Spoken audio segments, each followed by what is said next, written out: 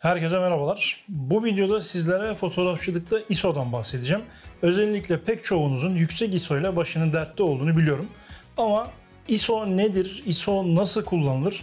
Bu Türkiye'de çok fazla bilinmediği için ve Türkçe kaynak bulmak da oldukça zor olduğu için bu konu çok detaylı bir şekilde ve kapsamlı bir şekilde aslında bilinmiyor, tanınmıyor. O yüzden bu video çok önemli.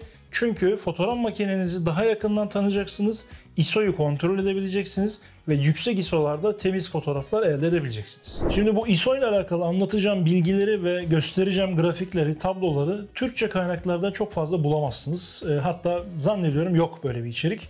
O yüzden lütfen bana destek olursanız, kanala abone olursanız çok sevinirim. Şimdi videoya devam edeceğim ama öncesinde hemen aşağıdan abone butonuna basalım. Videoyu beğenelim. Hem like sayımız artsın hem abonemiz artsın. Ben de sizlere güzel içerikler üretmeye devam edeyim. Şimdi ISO konusuyla tam gaz devam ediyoruz. Öncelikle ISO kavramını bir anlayalım. Sonra size arkamda bilgisayarda bir takım grafikler göstereceğim ve fotoğraf makinelerinizin ISO ile nasıl, yani Gren'le nasıl başa çıktığına bakacağız. Ve sonrasında kendi fotoğraf makinenizin ISO performansını grafikte görebileceğiniz bir sistem göstereceğim size. Böylece fotoğraf makinenizi daha etkili bir şekilde doğru ISO performansında kullanabileceksiniz. ISO eskiden filmli makineleri kullandığımız dönemlerde filmin hassasiyetiydi ve buna ASA da deniyordu. ISO da deniyordu. Bir standart anlamına geliyor. Ve siz ISO değerini arttırmak için eskiden film değiştirmeniz gerekiyordu. Çünkü 200 ASA'da, 400 ASA'da, 800 ASA'da filmler satılıyordu. O yüzden de eğer düşük ışıkta çekim yapacaksanız yüksek ASA değerinde filmler kullanmanız gerekiyordu. Ve bunlar yüksek ISO değerlerinde, yüksek ASA değerlerinde film kullandığınız zaman da görüntüleriniz grenli oluyordu. Şimdi dijital teknolojiye geçtiğimiz zaman biz dijital teknolojilerde yine bu ISO kavramını kullanıyoruz. Ve ISO değerleri genelde fotoğraf makinelerinde işte 100 ISO'da başlıyor standart olarak genel anlamda. 50 ISO'da, 64 ISO'da başlayanlar da var. Ve işte 12800, 51200 gibi anormal ISO değerlerine kadar çıkıyor. Dijital fotoğraf makinelerinde de aslında aynı prensip var. Siz enstantane değerini arttırabilmek için biraz düşük ışık koşullarında ISO'yu arttırıyorsunuz. Böylece enstantaneyi arttırabiliyorsunuz ve hareketi dondurabiliyorsunuz. Ama dijital fotoğraf makinelerinde de ISO'yu arttırdığınız zaman sensör gelen ışıktaki veriyi çok daha hızlı okuduğu için bir noise oluşuyor. Yani filmde gren dediğimiz şey aslında dijital tarafta noise, yani kirlilik. Buna gren de deniyor ama gren aslında filmdeki tabiri. Her neyse, yani özet olarak noise, yani kirlilik artıyor. O yüzden de pek çok kişi aslında yüksek ISO değerlerinde fotoğraf çekmek istemiyor. Özellikle bizim gibi kuş fotoğrafçıları kuşun, fonun temiz olmasını istiyor ve bizde böyle 1600 değerlerin üzerinde çok fazla fotoğraf çekmek neredeyse mümkün değil. O yüzden de böyle yüksek ISO değerlerinde başarılı çekim yapabilen fotoğraf makineleri kuş ve spor fotoğrafçıları için çok değerli. O yüzden fona Nikon Z9'u koydum. Şu anda Nikon Z9'un testlerini yapıyorum. İlerleyen günlerde detaylı bir şekilde Nikon Z9'un incelemesini paylaşacağım sizlerle. Yani niye koydum? Çünkü bu tarz makinelerin yüksek ISO performansları oldukça iyi oluyor. İşte pek çok kişi de bu tarz makinelerle, yani yüksek ISO değerlerine çıkabilecek makinelerle çekim yapmak istiyorlar. Ama inanın ki pek çok farklı makineyle de yüksek ISO ile baş edebilirsiniz. Bununla mücadele edebilirsiniz. Bu videonun ikinci bölümünde yüksek ISO ile çektiğiniz fotoğrafları nasıl temizleyeceğinizi, detay kaybetmeden bunu nasıl yapacağınızı anlatacağım. Onu bu videoda anlatmaya kalkarsam video çok uzayacağı için bu videoyu ben ikiye böleceğim. Dolayısıyla bu ISO konusu iki video halinde olacak. Şimdi yüksek ISO'nun bir kirlilik oluşturduğunu anlattık. Peki fotoğraf makinelerinin hepsinde bu aynı şekilde mi oluyor? Yani 100 ISO en temiz fotoğrafı veriyor. İşte 200, 400 arttırdıkça fotoğraftaki gren artıyor mu? Aslında bu tam olarak böyle olmuyor. İşte bilinmeyen bir nokta da burası. Birazdan size grafiklerle göstereceğim. Bazı fotoğraf makinelerinin 800 ISO değerleri 200 ISO değerleriyle neredeyse aynı. Ama 400 ISO değeri 800'den daha grenli fotoğraf veriyor.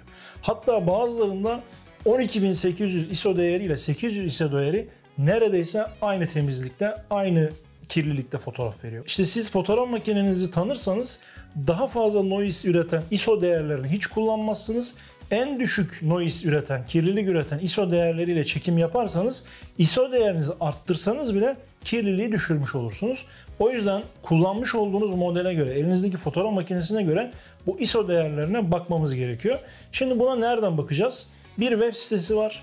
Şimdi bilgisayarıma dönüyorum ve o web sitesi üzerinden her bir model için ölçülmüş ISO değerleri var. Hangi ISO'da ne kadar grain üretiyor, ne kadar noise üretiyor, bunun bir tablosu var. Buradan kendi fotoğraf makinenizi seçebiliyorsunuz. Hatta başka marka ve modellerle de kıyaslayabiliyorsunuz. Şimdi ona detaylı bir şekilde bakalım. Şimdi web sitesine geçiyoruz. Web sitesinin ismi Fotonlardan Fotoğrafa. Web sitesinin ismini aşağıya yazıyorum. Link olarak da videonun altına bırakacağım. Oradan doğrudan ulaşabilirsiniz. Bu sayfaya geldiğinizde şurada Read Noise kısmı var. Yani noise'ları okuyacağımız, göreceğimiz bir kısım var. Yukarıdan 3. oluyor. Buraya tıkladığımız zaman karşımıza şöyle bir grafik geliyor.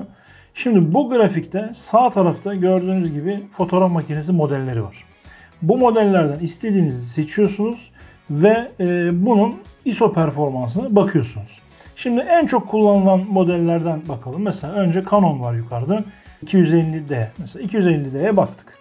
Gördüğünüz gibi 100 ISO, 200 ISO, 400 ISO grain değerleri artarak gidiyor. Şimdi eski nesil fotoğraf makinelerinde, özellikle DSLR fotoğraf makinelerinde genelde grafikler böyle. Birazdan aynasız fotoğraf makinelere geçtiğimizde grafikte böyle tuhaf kırılmalar göreceksiniz. Bir anda ISO seviyesinin düştüğünü göreceksiniz. Bunların ne olduğunu anlatacağım. Şimdi mesela Canon 250D baktık. Bir de Canon 450D. İşte kıyaslamak istediniz. Bakın şöyle gördüğünüz zaman ikisini kıyasladığımızda Canon 450D'nin çok eski bir makine çünkü oldukça grainli fotoğraf ürettiğini ve maksimum 1600 ISO değerine çıkabildiğini görüyoruz. 1600 ISO değerinden daha yukarıya gidemiyor. Şimdi 450D değil de işte en son çıkan modellerden mesela yine giriş seviyesi olsun 4000D. 4000D'nin de 250D'ye çok yakın ama bir miktar daha düşük ISO değerlerinde grainli olduğunu görüyoruz. Şimdi bunun gibi ayarlamalar yapabiliyoruz. En çok bilindik mesela 5D Mark IV. Bakın 5D Mark IV'ü açtığım zaman 5D Mark IV'de bir takım bakın kırılmalar var. Yani şurada ISO'nun 160 olduğu değerde ISO 100'den daha temiz fotoğraf vermiş. Şimdi mesela 5D Mark IV ile 5D Mark III'ü kıyaslayalım. Bakın 5D Mark III böyle bir dalgalı bir grafiği var. Çünkü 500 ISO değeri 640'tan daha grainli veriyor. Şimdi siz bunu kademe kademe arttırırsanız aslında yanlış yapıyorsunuz. Mesela 320 ISO değeri oldukça düşükken 250 ISO değeri daha grainli fotoğraf veriyor. O yüzden aslında bu noktaları bilirseniz daha temiz fotoğraflar çekebilirsiniz. Ne gibi mesela işte 1000 ISO değeri dense 1250 ISO değeri daha temiz fotoğraf veriyor gibi. Farklı markaları isterseniz kıyaslayalım ve D610'a bakalım örneğin. Bakın D610 ISO 100 değerinde, 200 değerinde yani neredeyse 800 değerine kadar daha temiz veriyor. Sonrasında birazcık artıyor ve çok yakın gidiyorlar birbirlerine. Ama D610 değil de ondan daha sonra çıkmış olan mesela D810 modeline bakalım. Bakın D810 daha yüksek çözünürlükte olduğu için 36 megapiksel 5D Mark IV'e göre biraz daha fazla grainli veriyor. Birazdan göreceksiniz. Yüksek çözünürlüklü fotoğraf makinelerinin yüksek ISO performansları biraz düşük oluyor. Onu anlatacağım size. Bu DSLR'yi kapatıyorum. Şuradan Mark IV'ü de kapatayım. Mesela aynasız R serisinden hangisini alalım? Mesela R5'i alalım. R5 oldukça yüksek çözünürlüklü bir makine ve bakın işte size bahsettiğim grafik burada. ISO değeri 100'de başlıyor, artıyor 200'e geliyor, işte 320'deyken en yüksek noktaya geliyor, 400'deyken düşüyor. Yani siz 200 ISO değerlerinde ya da 320 ISO değerlerinde çekim yapmaktansa 400 ISO değerlerinde çekim yaparsanız neredeyse 100 ISO değerine yakın bir temizliği alıyorsunuz. O yüzden fotoğraf makinenizi tanırsanız gidip de böyle doğrusal bir şekilde ISO değerini arttırmazsınız. 100 ISO'nun üzerine çıkacaksanız gidip hemen 400 ISO'ya çıkabilir ve enstantanenizi arttırıp daha net fotoğraflar çekip daha temiz fotoğraflar alabilirsiniz. Yani 320 ISO değeriyle neredeyse 1000 ISO değeri aynı grain'i veriyor. Tabi burada aslında yapmanız gereken şöyle bir şey var. Fotoğraf makinenizi alacaksınız. Sabit ışıklandırılmış bir yere bir objeyi koyacaksınız. Objenin etrafında boşluklar da olacak ve İşte 50 ISO'dan başlıyorsa makineniz 50, 100 ISO'dan başlıyorsa 100. Buradan başlayacaksınız. Kademe kademe ISO'yu arttırarak en yüksek ISO değerine kadar sabit tripodun üzerinde çekim yapacaksınız. Sonra bunları bilgisayara aktaracaksınız ve ISO performanslarına kendiniz bakacaksınız. Çünkü burada ölçülen makinenin sensörüyle işte Türkiye'ye, Avrupa'ya, Orta Doğu'ya, Çin'e gönderilen makinenin sensörü aynı banttan çıkmamış olabilir. Aynı kalitede olmayabilir. İşte ürün numaraları, hani seriler değişmiş olabilir ve farklı grain sonuçları, farklı noise ortaya koyuyorlar olabilirler. O yüzden kendinizin bunu ölçmesi bence en doğru sonucu verecektir. Böylece siz hangi ISO değerlerinde çalışmanız gerektiğini bilirsiniz. Şimdi R5'in yanına bir tane de R6 açalım.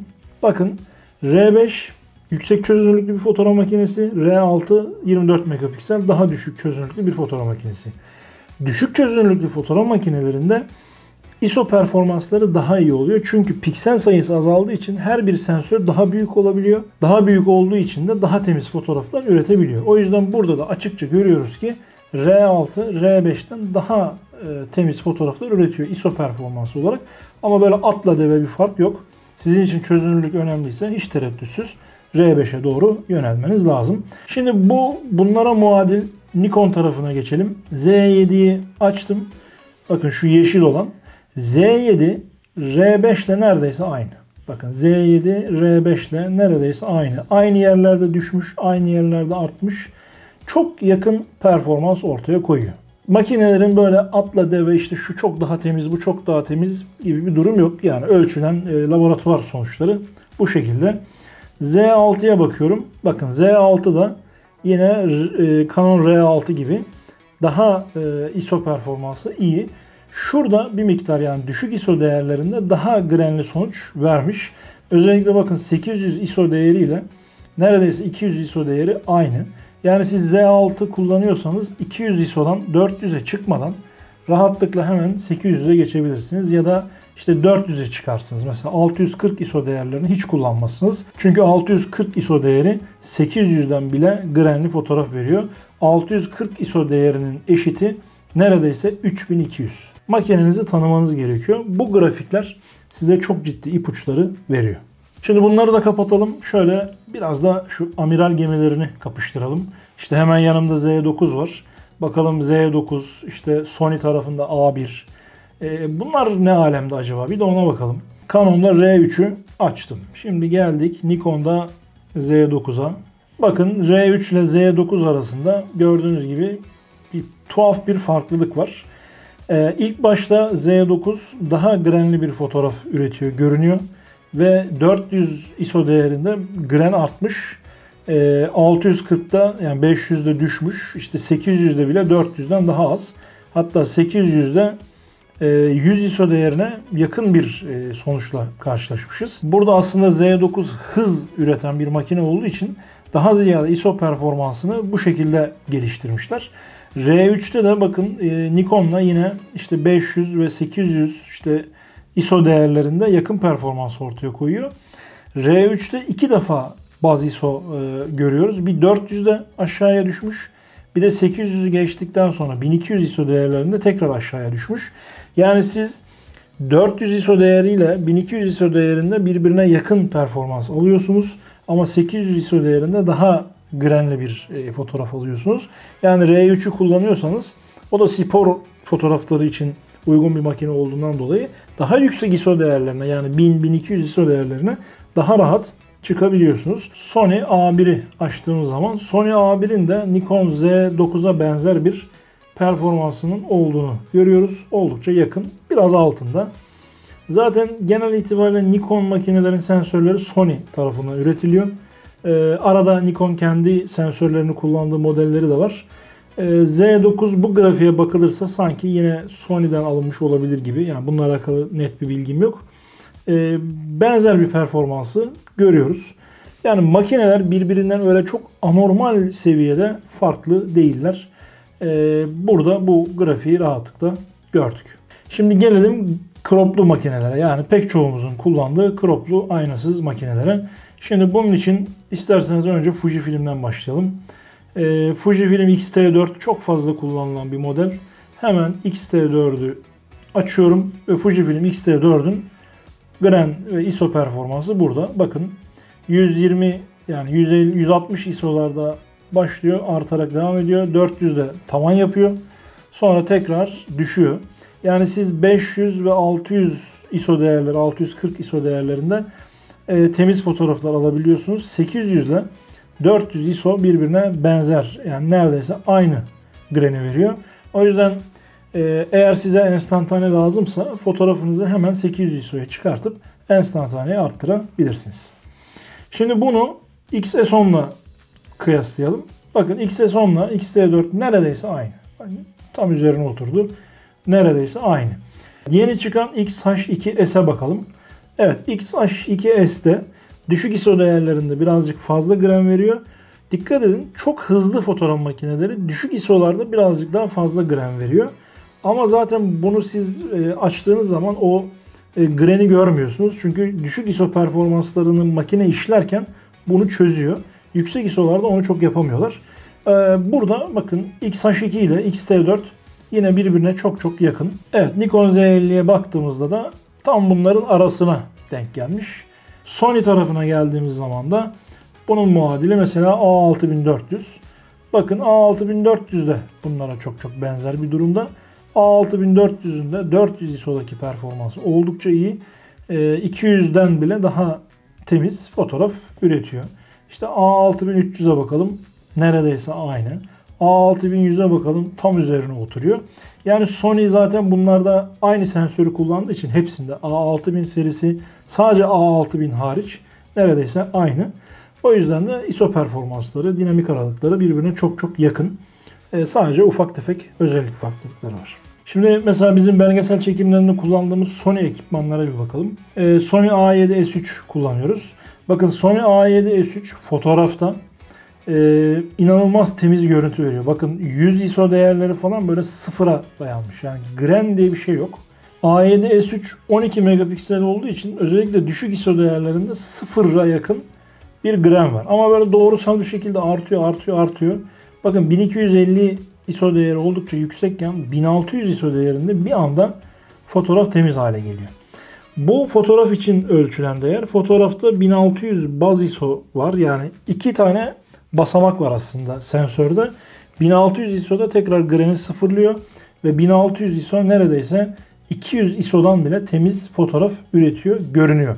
Bunu test etmek lazım. Ve baktığımız zaman da 12800 ISO değeriyle 800 ISO değeri birbirine çok yakın. Yani bu videoda aslında bunu görüyorsunuz. 800 ISO değeri log kayıt yaparken bizim için başlangıç ISO değeri. 800 ISO değerinden arttırdıkça gren artıyor. Ama 12800 ISO değerine geldiğimiz zaman 800 ISO değeriyle aynı grene dönüyor ve tertemiz bir görüntü oluyor. O yüzden 12800 ISO değerinde biz video çekebiliyoruz. Benim böyle ekran görüntüsü falan paylaştığım zaman çok altına yorum geliyor. Abi 12800 ISO nedir yani? Bu değerde video mu çekilir? Bizim için aslında başlangıç ISO değeri. Çünkü yaban hayatı biraz karanlıkta görünüyor. Siz o saatte ancak 12800 ISO ile çekim yapabiliyorsunuz. Ve bu 12800 baz ISO değeri bizim için hayat kurtarıyor. Bakın A7R3 ile A7-3'ün grafiği aynı olmasına rağmen A7-3 daha temiz fotoğraf veriyor. Neden? Çünkü daha düşük çözünürlüklü.